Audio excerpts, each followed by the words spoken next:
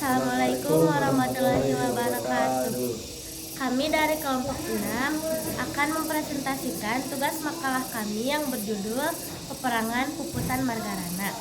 Menurut sejarah, ada sejumlah puputan yang meletus di Bali. Namun, yang terkenal dan termasuk hebat terdapat sekitar 2 puputan. Pertama, puputan Jagaraga yang dipimpin oleh kerajaan Buleleng melawan invasi Belanda.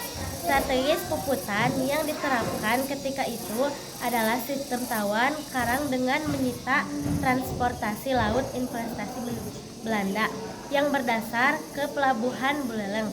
Kedua, puputan Margarana yang berpusat di daerah Adeng, Kecamatan Marga, Tababan, Bali. Tokoh perang ini adalah Letna Kolonel Gusti Ngurah Rai. Gusti Ngurah Rai dilahirkan di Desa Carangsari, Kabupaten Bandung, di Bali 20 Januari 1917. Puputan Margarana dianggap banyak pihak sebagai perang sangit yang pernah digulir di Pulau Dewata, Bali. Terhadap beberapa versi yang dilatar belakangi meledaknya puputan Margarana. Namun, jika kembali lembaran sejarah Indonesia, maka dapat ditarik sebuah benang merah bahwa perang ini terjadi akibat ketidakpuasan yang lahir pasca perjanjian Linggarjati. Perundingan itu terjadi pada 10 November 1945 antara Belanda dan pemerintahan Indonesia. Salah satu poin Linggarjati membuat hati rakyat Bali terasa tercubit. Hatinya adalah tidak masuknya daerah Bali menjadi bagian dari daerah teritorial Indonesia. Latar belakang terjadinya perang puputan. Latar belakang munculnya dari perundingan Linggarjati pada tanggal 10 November 1946. Belanda melakukan perundingan Linggarjati dengan pemerintah Indonesia. Linggarjati sangat menguntungkan Belanda. Melalui Linggarjati, Belanda hanya mengakui Sumatera, Jawa, dan Madura sebagai wilayah teritorial Indonesia secara de facto, sementara tidak untuk Pulau Seribu, Idaman, Dewata, Bali, dan selanjutnya Belanda diharuskan sudah meninggalkan daerah dengan de facto paling lambat tanggal 1 Januari 1949. Pada tanggal 2 dan 3 Maret 1949, tentara di Bali yang diikuti oleh tokoh-tokoh yang memihak Belanda. Tujuan dari pendaratan Belanda ke Bali sendiri adalah untuk menggerakkan berdirinya negara Indonesia Timur. Pada umumnya rakyat Bali sendiri merasa kecewa terhadap isi perundingan tersebut karena mereka merasa berhak masuk menjadi bagian dari Negara Kesatuan Republik Indonesia NKRI. Terlebihnya lagi ketika Belanda berusaha membujuk Letnan Kolonial 1 Gusti Ngurah Rai untuk diajak membentuk negara Indonesia Timur. Untuk saja ajakan tersebut ditolak dengan tegasnya oleh 1 Gusti Ngurah Rai. Bahkan dijawab dengan perlawanan bersenjata pada tanggal 18 November 1946. Pada saat itu Gusti Ngurah bersama pasukannya Siung Wanara berhasil memperoleh kemenangan dalam penyerbuan ketangisan Nesa di Tambanan karena Gram. Kemudian Belanda mengarahkan seluruh kekuatannya di Bali dan Lombok untuk menghadapi perlawanan 1 Gusti Ngurah Rai dan rakyat Bali. Pertempuran pertama ternyata pasukan Belanda juga kesal karena adanya konsolidasi dan kemusatan pasukan Ngurah Rai yang ditempatkan di Desa Ajeng, Kecamatan Marga Tambanan, Bali.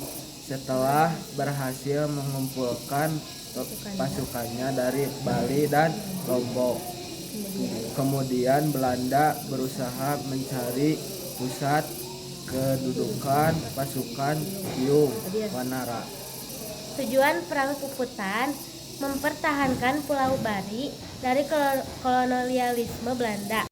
Tokoh-tokoh pada Perang Puputan Margarana. Pertempuran Puputan Margarana adalah pertempuran antara rakyat Bali melawan Belanda yang terjadi pada tanggal 20 November 1946. Puputan memiliki arti perang habis-habisan yang bermakna rakyat Bali akan mengorbankan seluruh jiwa dan raganya tanpa terkecuali untuk melawan Belanda. Pertempuran Puputan Margarana dipimpin oleh Satu Gusti Ngurah Rai. Pertempuran yang terjadi di masa Margarana ini dilakukan oleh 96 pasukan bernama Ciung Wanara yang dipimpin Satu Gusti Ngurah Rai melawan pasukan Belanda yang berjumlah 2.000 orang hingga pada akhirnya seluruh pasukan Ciung Wanara dan Satu Gusti Ngurah Rai tewas, sedangkan pihak Belanda kehilangan pasukan sebanyak 400 orang lebih.